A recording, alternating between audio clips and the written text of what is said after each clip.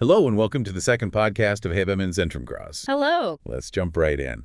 The question we hear sometimes is, what happens if your baby is in a breech position toward the end of pregnancy?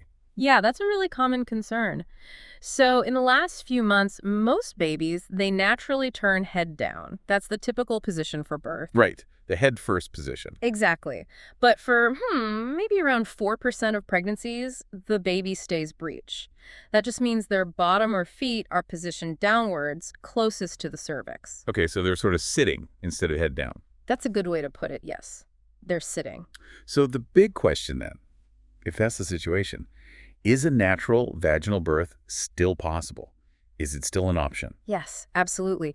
It's really important for people to know that a vaginal birth is generally possible whether the baby is head down or breech. That's the baseline. Okay, that's good to know.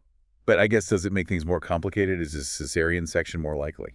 Well, it's true that the likelihood of needing a cesarean section is higher with a breech baby. It often depends on, the specifics, like how exactly the baby is positioned, are their legs tucked or extended, and also just how labor progresses naturally. Right, how things unfold. Precisely. I've heard, though, that sometimes a C-section is recommended almost automatically for breech, maybe even if there isn't a clear medical need right that second. Why might that be? That's a really key point, actually. Over recent years, fewer clinics and individual practitioners have maintained a high level of experience and comfort with facilitating vaginal breech births. Ah, okay. So it's become less common. It has. And as a result, a planned cesarean is often presented as the main or sometimes the only option, even without a pressing medical indication. And this, it can limit the choices available to pregnant people. That makes sense. So let's say someone is past maybe 32 weeks, they find out their baby is breech, but they really hope for a vaginal birth. Mm-hmm. What can they actually do? What steps can they take? Okay, so there are definitely several things to explore. First and foremost, get informed.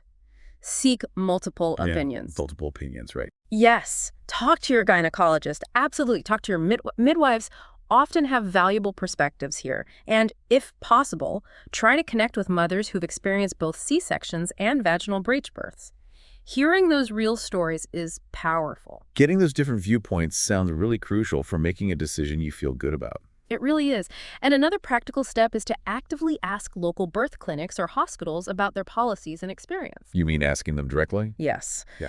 Do they support planned vaginal breech births? What are their specific conditions or requirements? Do they have staff experienced in it? Because not all facilities are equipped or willing in the same way. Finding the right team, the right support seems key. It's paramount, finding a team that you trust and that supports your informed choices. Okay.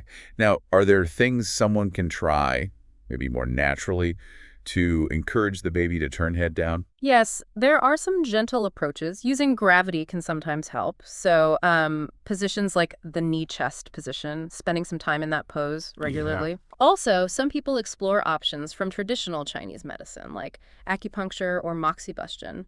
There's some evidence suggesting these might help encourage the baby to turn. Moxibustion, right, I've heard of that.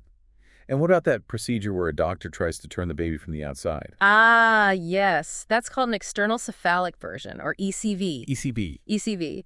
It's a procedure where a very experienced doctor or midwife uses their hands on the outside of your abdomen to gently try and guide the baby into a head-down position. That sounds like it requires a lot of skill. Oh, definitely. It's not something just anyone does. You need someone specifically trained and experienced in ECV if you're considering that route. Good to know.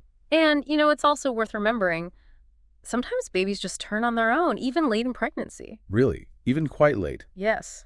And if a baby doesn't turn, sometimes there might be a reason for that specific positioning. It's about exploring options, gathering information, and ultimately making the choice that feels right for you and your baby in your specific circumstances. This has been incredibly helpful. Thank you for explaining all that. Lots to consider. You're very welcome. It's an important topic. For anyone wanting more detailed information on breech presentation or any aspect of our midwifery care, please do visit our website at www.hebamenzentrum-graz.c. That's www.hebamenzentrum-graz.et.